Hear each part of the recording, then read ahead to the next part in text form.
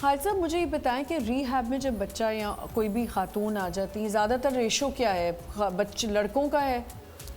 ज़्यादातर लड़कों का है। अच्छा। और लेडीज़ भी है। लेडीज़ भी हैं।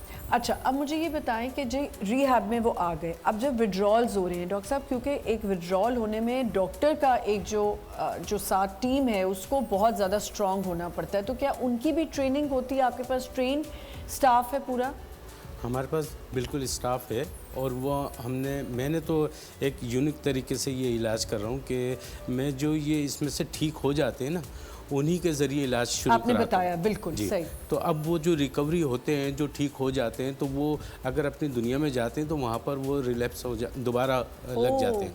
तो वो क्या करते हैं कि वो हमारे सेंटर में ही रहते हैं। हाँ। मैं जो ये फ्री ऑफ कॉस्ट या इस कम कीमत पे कर रहा हूँ, तो उसकी वजह यही है कि मेरे पास ये लोग मेरा साथ देते हैं। हाँ। मेरे पास देखें, जब वो डिटॉक्स में होता है, वो उसको तोड़ होती है, तो ये लोग ही उनके ऊपर ड्यूटी देते हैं। हर 2-2 घंटे के बाद आदमी चेंज होता है, तो 2 घंटे मुस्तकिल वो उनको पता है कि ये किसी को भागने की कोशिश करेगा। बहुत से ने तो ऐसा भी किया है, मेरा एक रिहैब सेंटर है कि मैंने वैसे तो हम पैक रखते हैं, बंद रखते हैं, जी। लेकिन मैंने तरस खाकर मैंने बोला ये अंदर बंद रहते हैं, तो चलो इनको थोड़ा सा जो है ना छत के ऊपर ले जाके आज खाना यहाँ खिला दूँ, इनको धूप भी लगेगी, अच्छे हो जाएंगे। तो जब मैंने वहाँ पर उनको रखा, दूसरी मंजिल थी, बल्कि वो तीसरी मंजिल हो गई थी। दूसरी मंजिल पे तो हमारा रिहैब था और तीसरी मंजिल पे वो छत पे मैंने उनको जब बिठाया तो सारे बैठे हुए खाना खा रहे हैं, हमारे लड़के खड़े हुए चारों तरफ कि ताकि कोई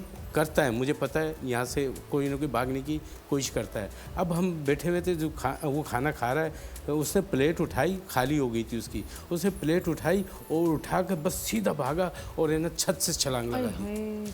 अब जब छत से छलांग लगा दी तो पकड़ने वाले ने पकड़ा भी, तो उसके हाथ में कमीज़ ही फट गई और कमीज़ आ गई उसके हाथ में, वो नीचे गिर गया। आप यकीन करें कि वो कोमे में चला गया और मैं बड़ी मुश्किलों से मैंने उसको संभाला कि मैं क्या बताऊं कि ज़िंदगी उसकी बच गई। तो ये इस तरीके से करते हैं। एक वाक़या ऐसा है कि जैसे नीचे का सेंटर है, तो नमाज़ पढ़ा रहे थे, इमाम साहब आगे खड़े, पीछे ये सफ़े बिछी हुई है। एक ने ना जैसे सीधे में गए, उसने वहीं से उठा और सामने दीवार थी, दीवार से छलांग लगाई, तो वो तकरीबन 15-20 फुट की थी, वहाँ से गिरा, उसकी टांग टूट गई।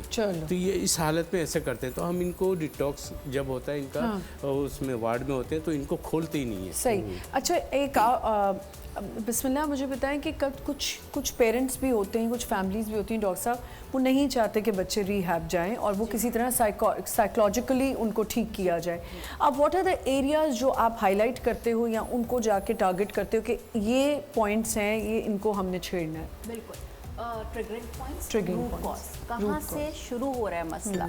अगर तो उसका कोई इमोशनल चाइल्डहुड ट्रॉमा है, तो हम उसके ऊपर पूरी उसकी हिस्ट्री लेके and then we will make a plan. ज़्यादातर हमने ये देखा है जब इमोशनल वर्क स्टार्ट होता है, इमोशनल वर्क में anger, sadness, fear, guilt, betrayal, anxiety, इनके ऊपर रिप्रेस्ड इमोशंस होते हैं बहुत ज़्यादा, क्योंकि हमारी आदत है ना कि हमने तो हमेशा रिप्रेस करने, हमें तो उसको प्रोसेस करना नहीं आता।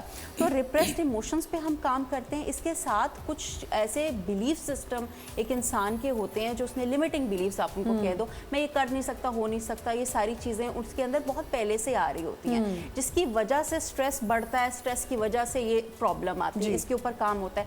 इसके बाद हम स्ट्रैटेजीज के ऊपर काम करते हैं। अच्छा, स्ट्रैटेजीज क्या होती हैं कि आपने अब उसका इलाज, जैसे सर के पास, डॉक्टर साहब के पास लोग गए, मेडिकल हुआ सारा, रिहैबिलिटेशन में गए, वो हो गया। उसके बाद जब ये बच्चा बाहर निकलता है, बाहर निकलेगा, लोग उसके बाद का काम ज़्यादा बढ़ जाता है। उसके बाद का काम बहुत ज़रूरी है, क्योंकि बच्चे को स्टिग्मेटाइज कर दिया, लेबल कर दिया गया कि ये तो नशाई आ गया। हाँ। या दूसरी चीज़ ये होती है ताने देना। दूसरी चीज़ ये होती है कि उसने जाना तो उसी गैदरिंग में, आई नो, उन्हीं लोगों के साथ, उन्हीं दोस्तों के साथ। तो जब बच्चे, और ये होता क्यों है? ये होता इसलिए कि जब आपके गोल्स नहीं डिफाइन होते कि आगे ज़िंदगी में निकल के आपने करना क्या है, किस राह पे आपने मुड़ना है, तो हम इन स्ट्रैटेजीज पे काम करते हैं ताकि वो निकले इमोशनल क्लीन अप वर्क के बाद आगे जिंदगी को बेहतर तरीके से। और ये प्रैक्टिस रखनी चाहिए। जो रिलैप्स होता है, जो आपने अभी बात की, बहुत अच्छी की, एक तो हम तानों की तरफ चले जाते हैं और हम